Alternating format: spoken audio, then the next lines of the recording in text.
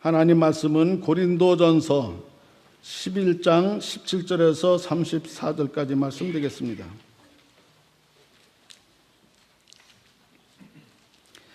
내가 명하는 이 일에 너희를 칭찬하지 아니하나니 이는 너희의 모임이 유익이 못되고 도리어 해로움이라. 먼저 너희가 교회에 모일 때에 너희 중에 분쟁이 있다함을 듣고 어느 정도 믿거니와 너희 중에 파당이 있어야 너희 중에 옳다 인정함을 받은 자들이 나타나게 되리라.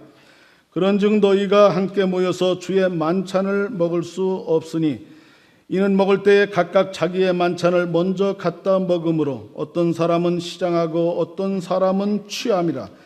너희가 먹고 마실 집이 없느냐? 너희가 하나님의 교회를 업신여기고 빈궁한 자들을 부끄럽게 하느냐? 내가 너희에게 무슨 말을 하랴? 너희를 칭찬하랴? 이것으로 칭찬하지 않노라. 내가 너희에게 전한 것은 주께 받은 것이니 곧 주 예수께서 잡히시던 밤에 떡을 가지사 축사하시고 떼어 이르시되 이것은 너희를 위하는 내 몸이니 이것을 행하여 나를 기념하라 하시고 식후에 또한 그와 같이 잔을 가지시고 이르시되 이 잔은 내 피로 세운 새 언약이니 이것을 행하여 마실 때마다 나를 기념하라 하셨으니 너희가 이 떡을 먹으며 이 잔을 마실 때마다 주의 죽으심을 그가 오실 때까지 전하는 것이니라. 그러므로 누구든지 주의 떡이나 잔을 합당하지 않게 먹고 마시는 자는 주의 몸과 피에 대하여 죄를 짓는 것이니라. 사람이 자기를 살피고 그 후에야 이 떡을 먹고 이 잔을 마실지니 주의 몸을 분별하지 못하고 먹고 마시는 자는 자기의 죄를 먹고 마시는 것이니라.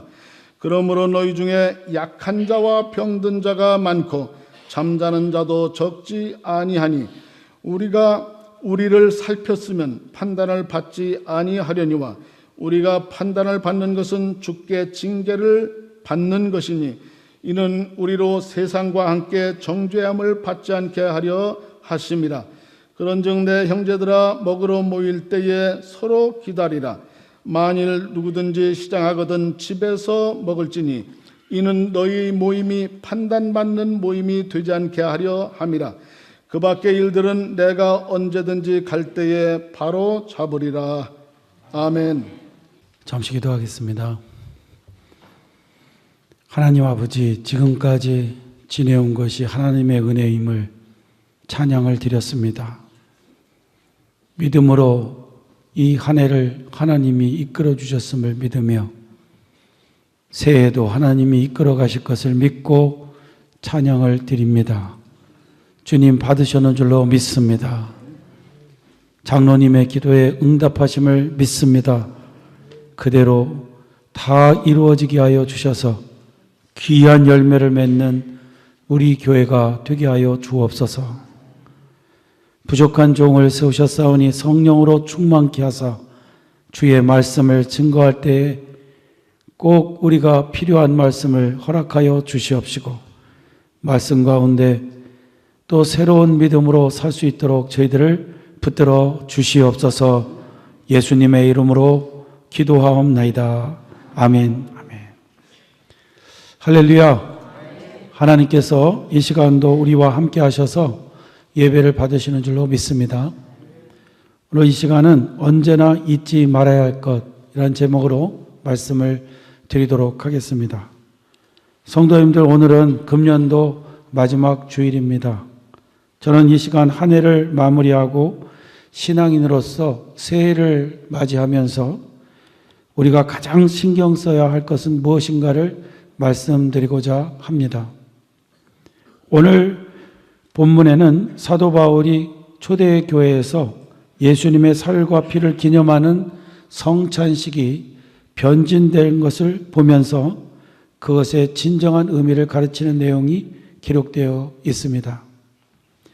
성도님들, 초대교회에서 어떻게 그 거룩한 성찬식이 변질될 수 있었을까요? 초대교회는 상당히 믿음이 좋은 것으로 우리가 알고 있는데 어떻게 그렇게 거룩한 성찬식이 변질이 될 수 있었을까요? 그 이유는 다음과 같습니다. 그들은 매일 모일 때마다 성찬식을 거행하였습니다. 그런데 그때 애찬식도 함께 했다고 말씀을 드렸습니다. 그런데 오늘 본문을 보니 성찬식이나 애찬식 때 쓰는 떡과 그리고 포도주 그리고 모든 음식들을 각자 집에서 가져왔던 것 같습니다. 그런데 처음엔 그것을 모두 나누어 먹었는지는 모르겠지만 나중에는 이렇게 서로 친한 사람들끼리 모여서 먹게 된 것입니다. 그러다 보니 부자는 부자끼리 모여서 먹고 가난한 자는 가져온 것이 없기 때문에 굶어서 돌아가게 되었다는 것입니다. 참 그런 일도 교회에서 일어날 수 있었습니다. 이런 것을 보면 고린도 교회는 시간이 지남에 따라 성찬식보다는 애찬식에 더 강점을 둔 것 같습니다. 처음엔 성찬식을 아주 중요하게 여기다가 점점 애찬식이 더 중요한 것으로 바뀌게 된 것이죠. 그래서 성찬식은 아주 간단히 하고 곧 이어서 애찬식을 거창하게 했던 것이죠. 그래서 교회는 언제나 부자들의 잔치자리가 되고 가난한 자는 불평을 하는 그런 자리가 된 것입니다. 그런데 오늘 본문을 보면 성찬식을 할 때 어떤 사람은 취한 사람도 있었다고 이렇게 말씀을 하고 있습니다. 어떻게 취하는 일이 일어난 것일까요? 성찬용으로 쓰려고 준비한 포도주를 아예 많이 가지고 와서 실컷 마신 겁니다. 이제는 성찬의 의미는 없고 그냥 마시는 것으로 끝나고 마른 거죠. 그래서 성찬식이 술자리가 되어버렸습니다. 이렇게 되니까 성찬식 자리를 통해서 불상사가 교회에서 일어나게 되었습니다. 중요한 내용입니다.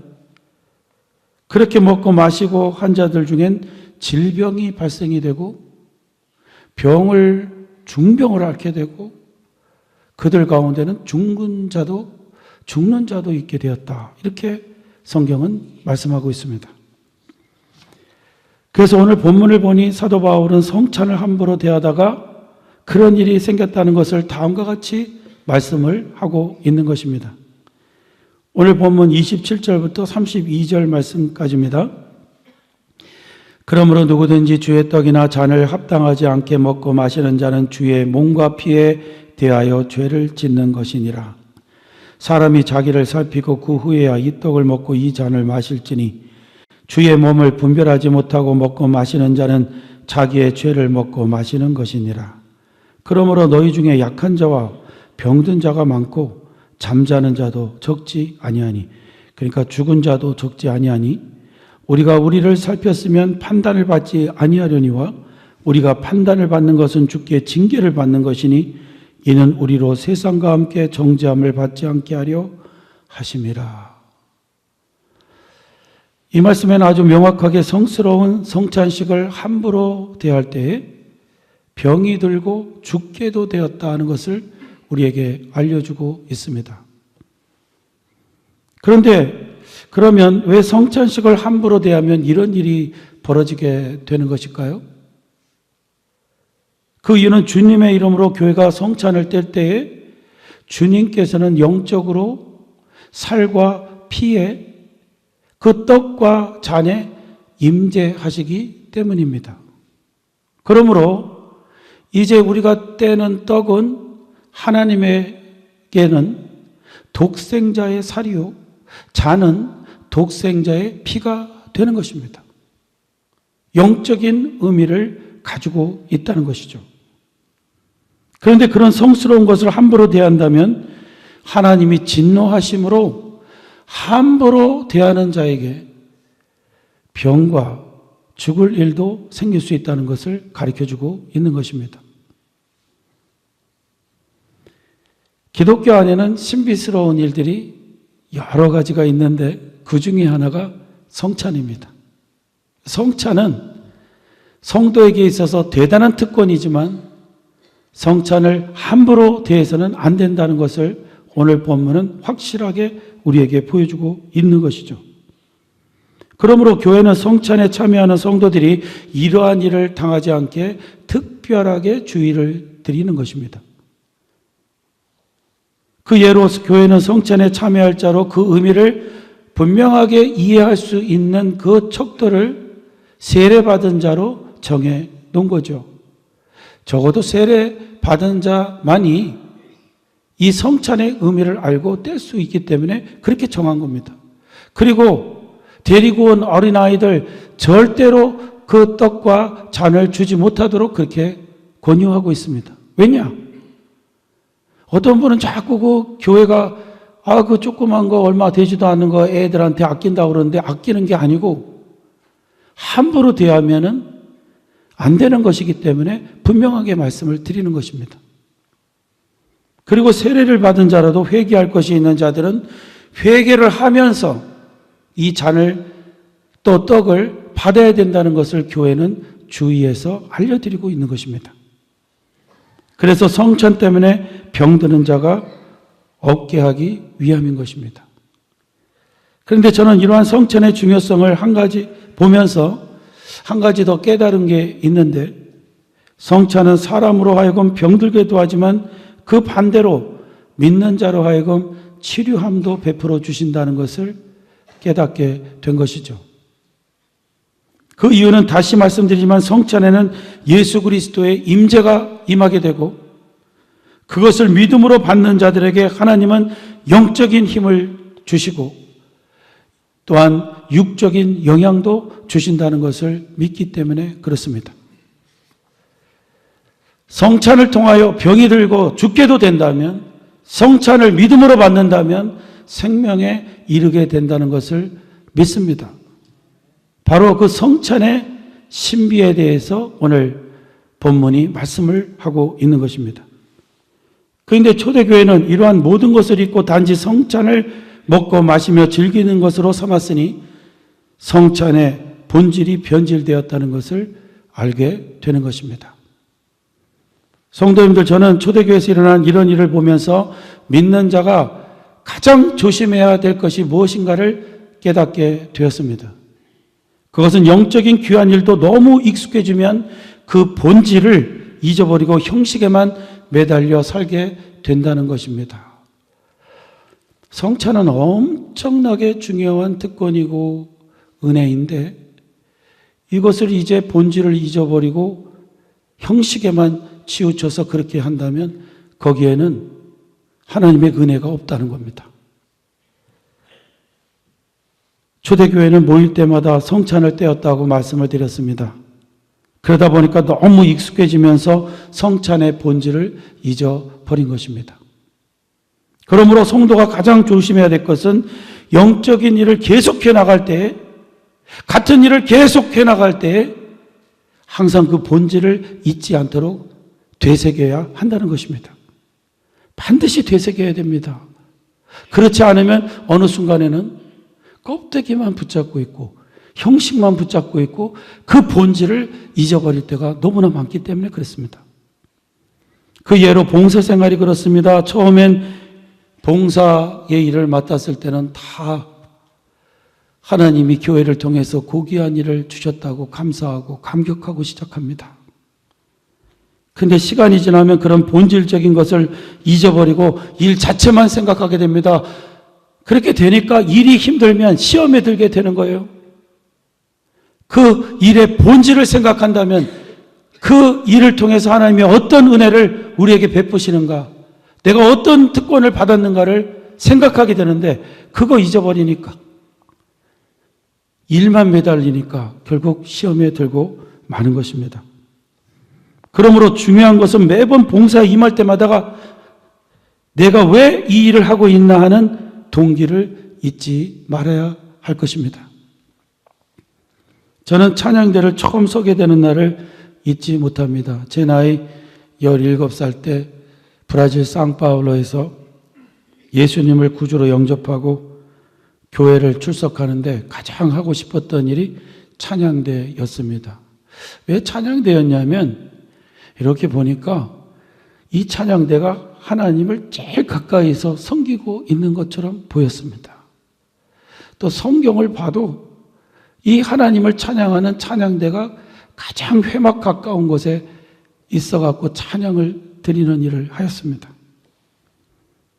그래서 너무도 사모하면서 저 찬양대를 어떻게 내가 할 수 있을까 생각하다가 지휘자 지사님을 찾아갔습니다.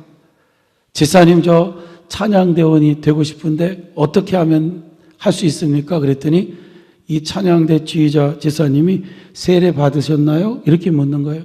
그래서 제가 세례 아직 못 받았는데요. 그랬더니 찬양대원은 세례 받아야 됩니다. 그렇게 알려줬어요.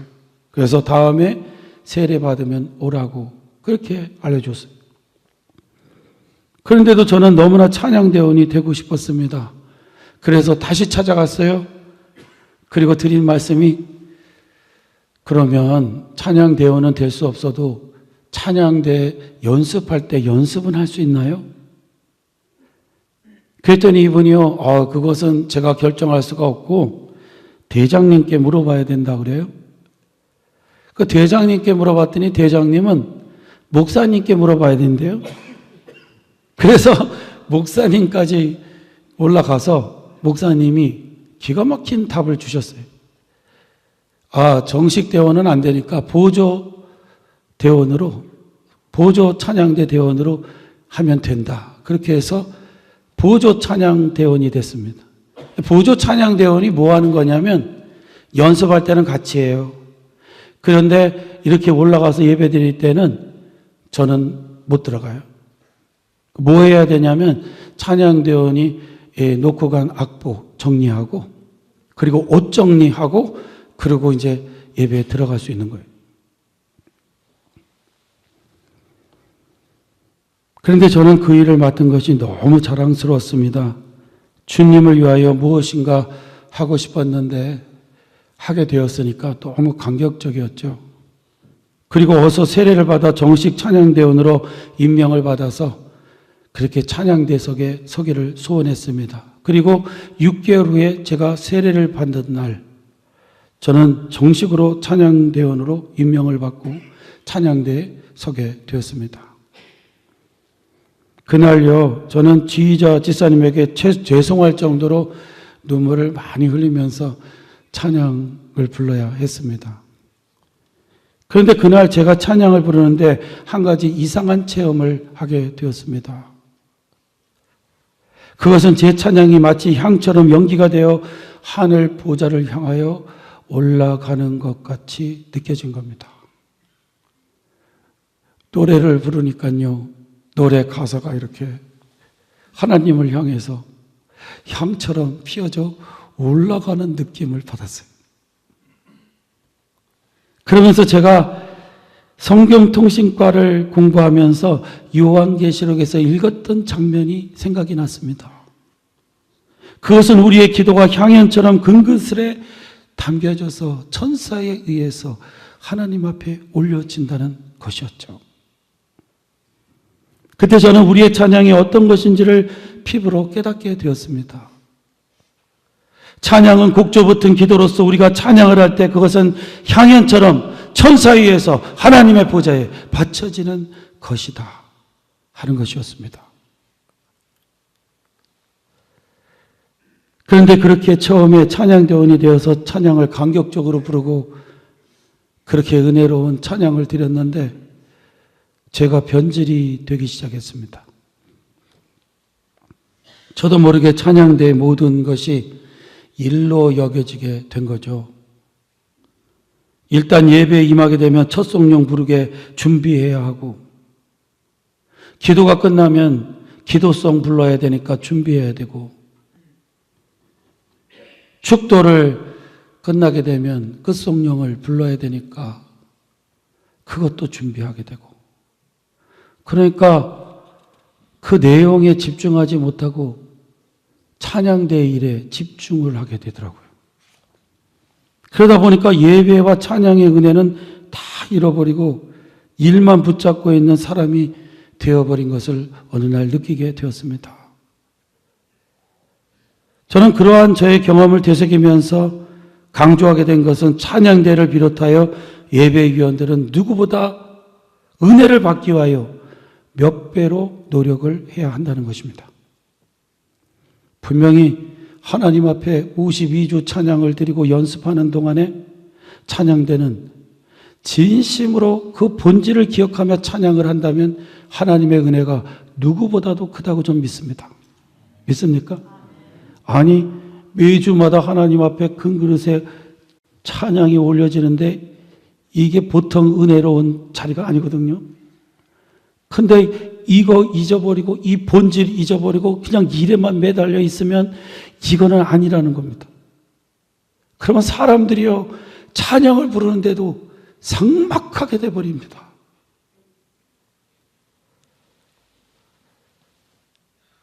그러면 어떤 노력을 해야 하는 것일까요? 그것은 내가 오늘 예배위원이 되어 하는 그 일이 하나님 앞에서 무엇인가를 기억해야 하는 것입니다. 예배위원으로서 첫 번째로 가져야 하는 마음은 자신도 예배자라는 것입니다. 그러므로 구경꾼이 되어서는 안 되는 것이죠. 제가 생각할 때 예배를 가장 예배답게 못 드리는 사람들이 목사나 전도사가 아닌가 하는 생각이 듭니다.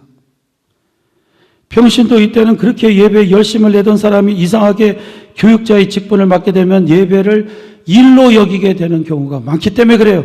누가 오셨는지 안 오셨는지 여러 가지 일에 신경을 쓰고 말이에요. 예? 목사가 여기에 딱 서갖고 찬양대를 이렇게 보면은 누가 빠졌으면 아유 누가 빠지셨네. 왜 빠지셨을까? 뭐 이런 생각도 하고.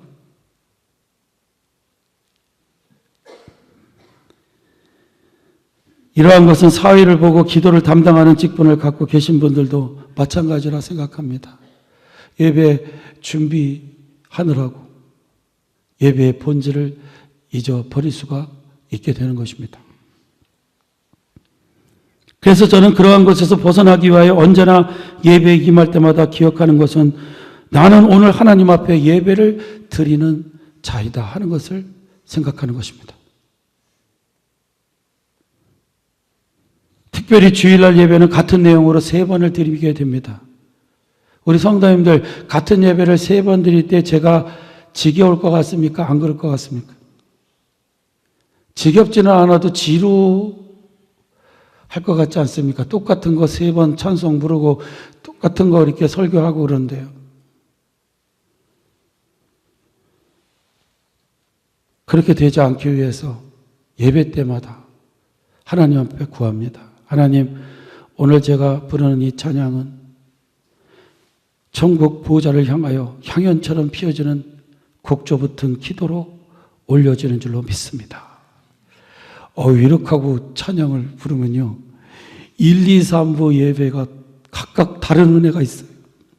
예? 아침에도 1부 예배 때 찬양 이 설교를 하고요 찬양을 부르는데 속죄하신 구세주를 내가 찬송합니다.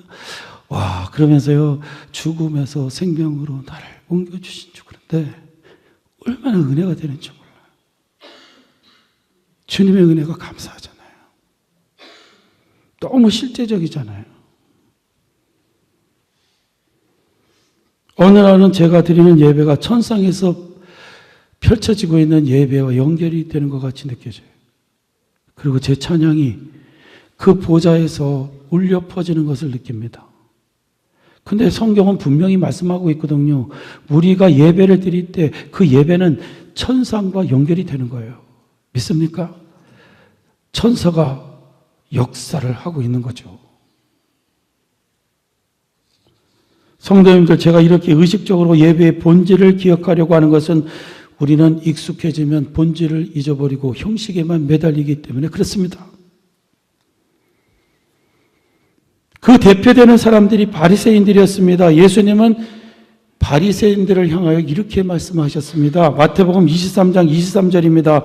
화 있을진저 외식하는 서기관들과 바리새인들이여 너희가 박하와 회양과 근처의 11조는 들이되 율법에 더 중한 바 정의와 긍휼과 믿음은 버렸도다. 그러나 이것도 행하고 저것도 버리지 말아야 할지니라. 이 말씀을 보면요 바리새인들은 신앙생활 잘했습니다. 11조를 드리되 콩도 10의 1로 나눠서 드렸어요. 얼마나 신앙생활 잘하는 겁니까? 정말 잘하는 거죠. 그런데 문제가 뭐냐면요 그러한 일을 할 때에 하나님께 대한 믿음으로 하지 않았다는 겁니다. 그냥 신앙에 형식적으로 했다는 거예요. 그렇기 때문에 그들에게는 의롭게 살려는 마음이 없어요. 하나님 앞에 나오면 누구든지 내일부터는 새롭게 살아야지 이런 마음이 들어야 되는데 그런 마음 없었다는 겁니다. 이 사람들이. 이웃을 불쌍히 여기는 마음도 없었다고 그래요. 하나님을 사랑하는 마음도 없었습니다. 예수님은 그런 바리새인들에게 하나님을 믿는 성도라면 너희들이 율법을 따라 행하는 11조의 일도 당연히 해야 하지만 하나님에 대한 믿음과 함께 해야 된다고 말씀을 하고 있는 것입니다.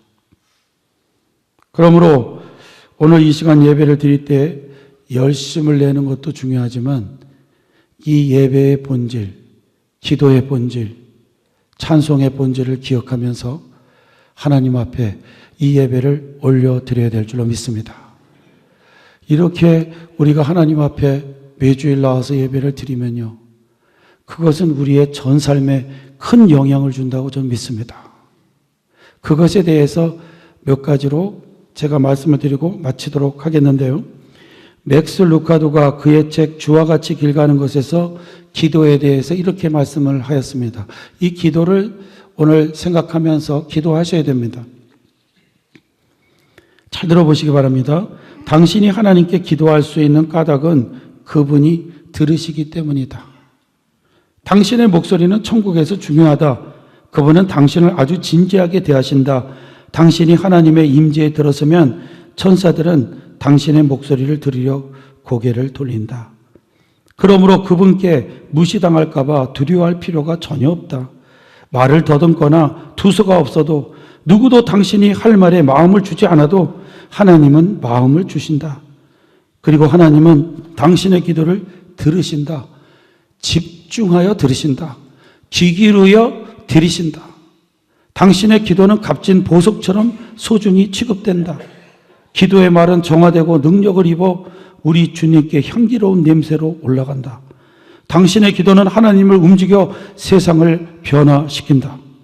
당신은 기도의 신비를 이해하지 못할지 모른다. 그래도 괜찮다.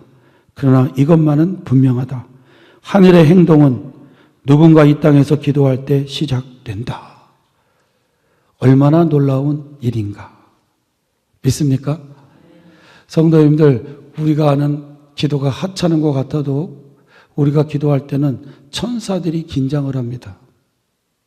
한마디도 빼놓지 않고 하나님께 올리려고요. 그리고 하나님은 들으신다는 것입니다. 그리고 그 기도를 통해 우리의 삶을 변화시킨다는 겁니다. 믿습니까? 오늘 어떤 사람은 이것을 중요하게 생각해서 정말 그대로 기도하고 어떤 분은 그냥 대충 듣는 경우가 있어요.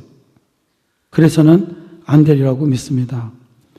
결론을 제가 말씀드리겠습니다. 19세기 초 프랑스 정부는 신생국가인 미국이 어떻게 그렇게 빠른 시일 안에 그 단기간 동안에 그런 발전을 이룰 수 있었을까를 생각하면서 알렉시스 토크빌이라고 하는 사람을 미국에 파견을 했다고 합니다. 가서 미국이 그렇게 단기간 동안에 발전할 수 있었던 이유를 찾아내어 보고해라. 그리고 그가 미국을 조사한 결과 다음과 같은 보고서를 왕에게 드렸다고 해요. 나는 미국의 위대함을 강이나 넓은 항구에서 찾아보려고 하였으나 거기엔 있지 않았습니다. 미국의 풍성함을 비옥한 농토와 무성한 숲에서 찾아보려고 하였으나 거기에도 있지 않았습니다. 미국의 위대함을 공공시설이나 학교에서 찾으려 하였으나 거기에도 있지 않았습니다. 결국 나는 미국의 교회들을 방문하였고 그리고 발견하였습니다. 강단마다 불붙는 말씀이 넘쳤고 미국의 능력이 거기에서 흘러나옴을 알았습니다. 미국은 교회에서 전해지는 말씀을 따라 선한 일을 하려 합니다. 그래서 많은 발전을 이룩하였습니다. 만일 이들이 말씀을 듣는 일을 멈추고 선한 일을 멈춘다면 미국의 위대함도 멈출 것입니다. 이런 보고였어요.